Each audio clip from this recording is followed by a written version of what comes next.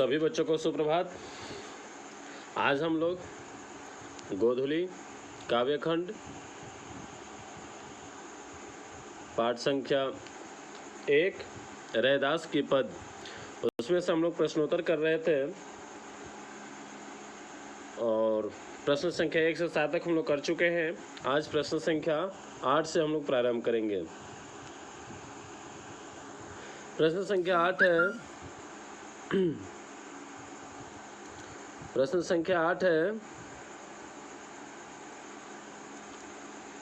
निम्नलिखित पंक्तियों का भाव स्पष्ट कीजिए। मैं पहले ही बता चुका हूं कि जब भाव स्पष्ट करना होता है तो 2 अनुच्छेद में हम लोग करेंगे।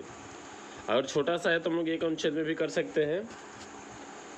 क जाकी अंग अंग बास समानी,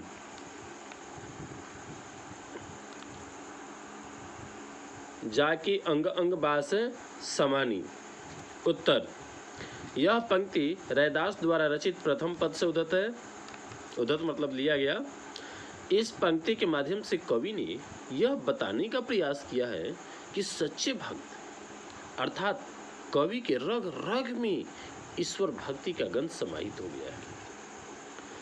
कवि के कहने का भाव यह है कि जिस प्रकार पानी चंदन का संयोग पाकर सुगंधित हो जाता है, उसी प्रकार भक्त भी जैसे जैसे ईश्वर के चिंतन में डूबता जाता है, उसकी आत्मा में परमात्मा की सुगंध भरती जाती है। कहने का तात्पर्य यह है कि सांसारिक विषय वासनाओं से उसके संबंध टूटते जाने के कारण उसका चित्त निर्मल होता जाता है। निर्मल मतलब निधर्मल अर्थात बिना गंदगी का, साफ स्वच्छ। प्रश्न संख्या ख, जैसे चितवन चंद चकोरा।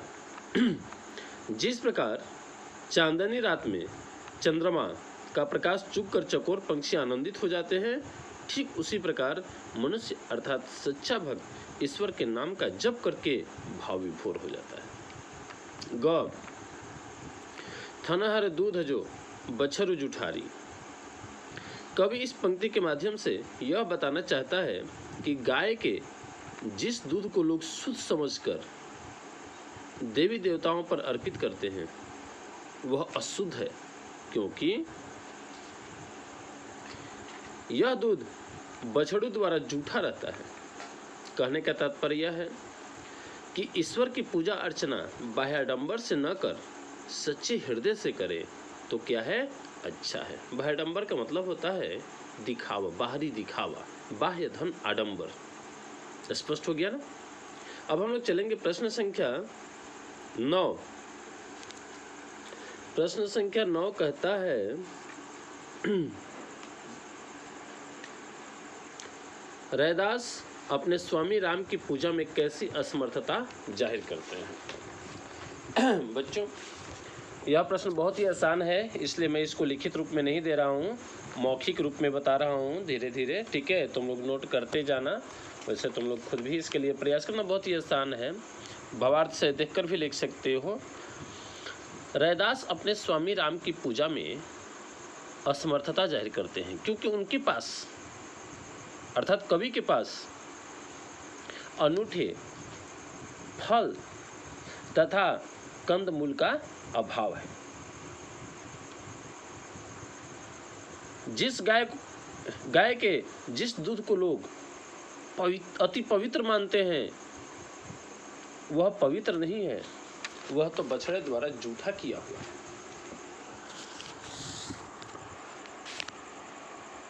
चंदन को लोग शुद्ध मानते हैं, लेकिन वह भी शुद्ध नहीं बल्कि भुजंग अर्थात सांप द्वारा क्या है, विषाक्त है। भला इस तरह की वस्तुओं को रैदास अपने इष्ट देव प्रभु पर कैसे चढ़ा सकता है। इस असमर्थता के कारण ही, क्योंकि उसके पास पूजा अर्चना का सम्यक ज्ञान भी नहीं है, वह अपने मन ही मन पूजा करना पसंद करता है और करता भी है। अगला प्रश्न है, कवि अपने मन को चकोर के मन की भांति क्यों कहते हैं। इसका उत्तर होगा कि जिस प्रकार चांद की चांदनी रात चांदनी को चुप कर चकोर पक्षी प्रसन्न होता है, ठीक उसी प्रकार कवि का मन भी राम का नाम लेकर शांति का अनुभव करता है।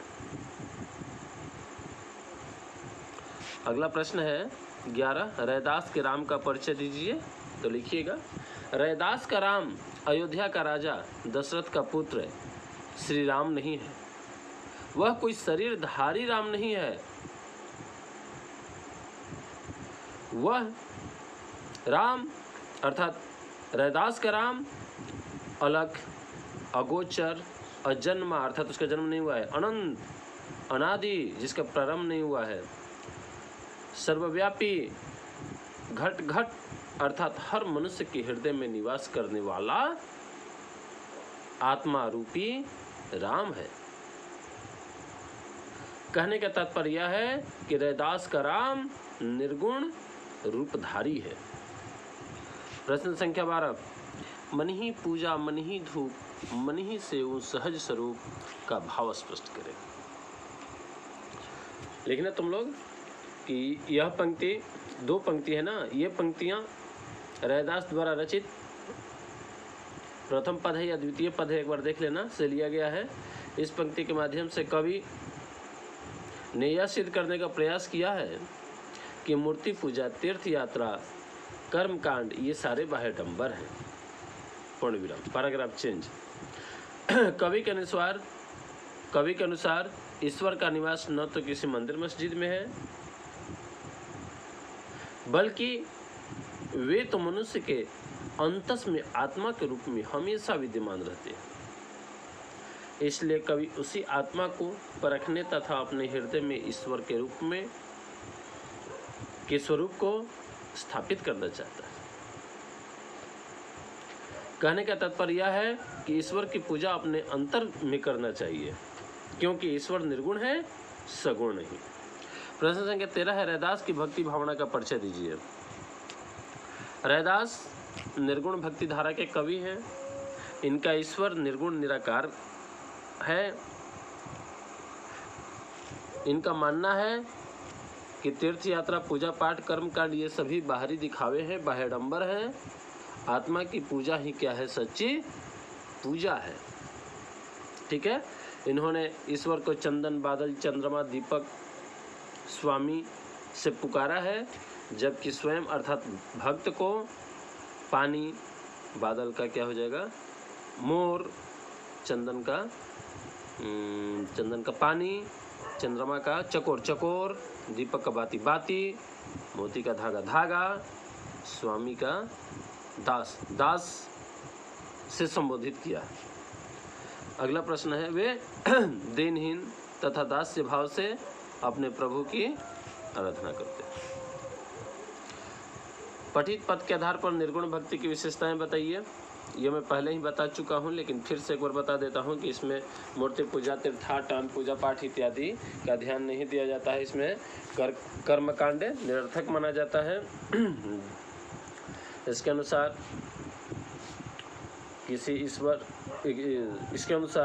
ईश्वर किसी मंदिर या मस्जिद में कैद नहीं रहते, बल्कि वे प्रकृति के कण कण में मौजूद हैं।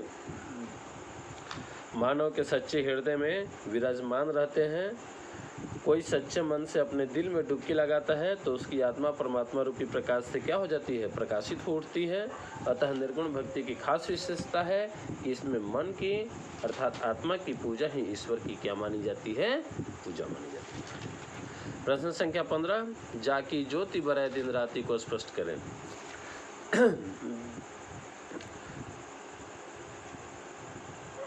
कवि के कहने का तात्पर्य, कवि का कहना है कि जिस प्रकार ज्योति, जिस प्रकार दीपक बाती के सहारे जलता रहता है, ठीक उसी प्रकार से ईश्वर के प्रेम में मैं अर्थात भक्त अर्थात स्वयं कवि दिन रात जलता रहता है। ईश्वर की ज्योति से ही भक्त का अंतर प्रकाशित है। सारा संसार ईश्वर के ही प्रकाश से प्रकाशित है। ईश्वर का ही प्रकाश पाकर व्यक्ति जीवन मरण के बंधन से क्या होता है, मुक्त होता है, अर्थात उसे मोक्ष की प्राप्ति होती है। प्रश्न संख्या 16। प्रश्न संख्या 16 है, भक्त कवि ने अपने आराध्य के समक्ष अपने आप को दीनहीन माना है, क्यों? ये मैं पहले ही बता चुका हूँ कि जब किसी के सामने कुछ मांगना होता है तो अपने आप को दीनहीन दर्शा कर ही हम उससे कुछ प्राप्ति कर सकते हैं। क्योंकि यहाँ कवि अपने आराध्य ईश्वर के समक्ष कुछ लेना चाहता है, इसलिए वह अपने आप को दीनहीन माना है। क्योंकि ईश्वर सर्वशक्तिमान है, शाश्वत है, अजर है, अमर है, वह पूरे जगत के स्वामी है, जबकि उसका दास अर्थात कवि हर दृष्टि से निर्बल है, मरणशील है, अज्ञानी है, क्षणभंगुर है। ठीक है, तो सेवक के लिए उसका स्वामी उसकी आस्था, श्रद्धा एवं स्नेह का क्या होता है? केंद्र होता है। तथा सेवक अपनी दीनता, आत्मनिवेदन एवं लाचारी प्रकट कर अपने स्वामी का कृपा पात्र बनने का प्रयास करता है। अगला प्रश्न है 17। पूजा अर्चना जानू तेरी कहने के बावजूद कवि अपनी प्रार्थना क्षमा याचना के रूप में करते हैं, क्यों? तो तुम लोग लिखना क्या है। पूजा अर्चना जानू तेरी कहने के बावजूद कवि अपनी प्रार्थना क्षमा याचना के रूप में करते हैं, क्योंकि कवि चाहता है कि उसकी प्रार्थना में आत्मनिवेदन, आत्मा का निवेदन और तथा दीनता का भाव रहे, ताकि उसका काव्य पाठक की हृदय को क्या करे? उद्वेलित कर सके। साथ ही साथ उसकी सहज भक्ति में अहंकार का लेश मात्र भी न रह पाए। अगला प्रश्न है, कविता के आसपास तुम लोग स्वयं करना। अगला प्रश्न है, भाषा की बात। पहले पद में कुछ शब्द अर्थ की दृष्टि से परस्पर संबद्ध है, ऐसे शब्दों को छांट कर लिखिए। तुम लोग लिखना दीपक बाती, तो बादल का क्या हो जाएगा? बादल मोर, बादल मोर हो जाएगा। उसके बाद मोती धागा हो जाएगा, स्वामी दास हो जाएगा, दास्य या दास। इसके बाद और भी देखना तुम लोग पाठ से। निम्नलिखित शब्दों के प्रवाची शब्द लिखें। पानी का, पानी को जल भी कहा जाता है, नीर भी कहा जाता है, अम्बु भी कहा जाता है। चंद्रमा, चंद्रमा का निशाकर या चांद या शशि कहा जाता है। रात को रात्रि कहा जाता है, रात्रि निशा। मीन मछली को कहा जाता है, मछली भी है इसका प्रवाची शब्द, मछली। मत्स्य, भुवंग का भुजंग हो जाएगा, सांप हो जाएगा, नाग हो जाएगा। शब्द निधि तुम लोग स्वयं करना, ठीक है। एक बार देख लो, स्क्रीनशॉट ले लो अगर तुम्हारे पास पुस्तक का अभाव है तो, ठीक है। ठीक है, तो आज के क्लास यहीं समाप्त करते हैं, फिर हम लोग मिलेंगे अगले क्लास में। Thank you, okay.